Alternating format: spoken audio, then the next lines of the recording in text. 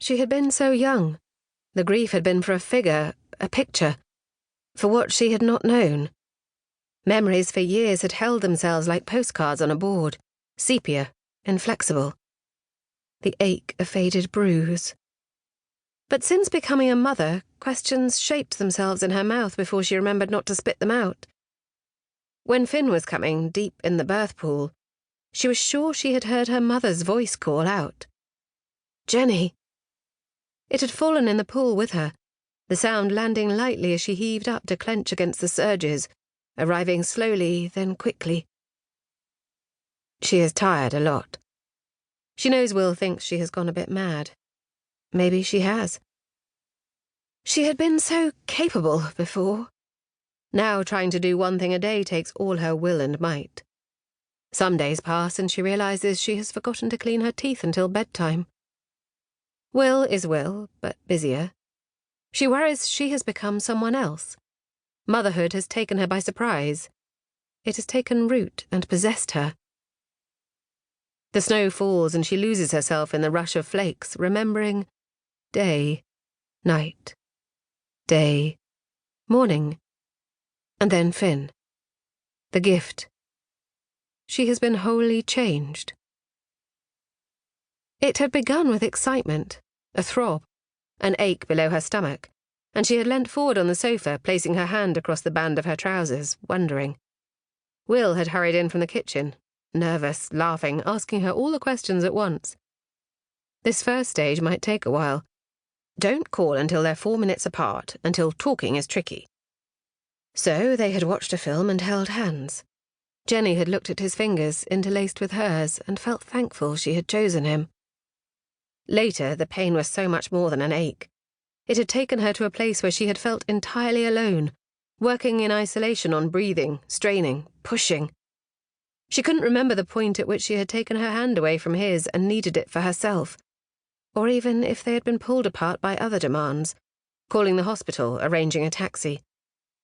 Later, she had not wanted his hands on her or near her, his touch peripheral. She hadn't slept and couldn't eat. She had sunk intermittently beneath the surface of the birthing pool, to disappear. The murky, confused minutes ticked by. Will appeared, dressed in a surgical gown, topped with a blue hat, pulling his hair back from his forehead and leaving him shorn and strange. His chin was bristly, and without his hair bouncing upwards he had looked younger, vulnerable. For a brief moment she had not recognized him. His had been a familiar face, but she couldn't place it amongst the many faces vanishing, reappearing. It had been hot. Time had not been linear. Things happened in waves and bursts. They had made her sign a consent form for a C-section. She had grasped the pen and moved it in circles, only partly aware of what was being asked, absolutely unable to construct anything resembling her name. She was writing in code, red, warm circles that had clenched her and held her, and wrapped her up with this tiny baby.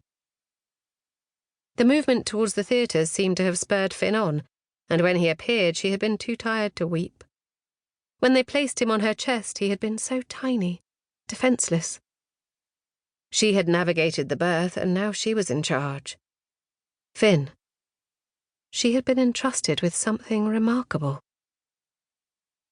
Some part of her had quietly left, and something else had crept in. Jenny looks across at Will's hands now, holding the steering wheel.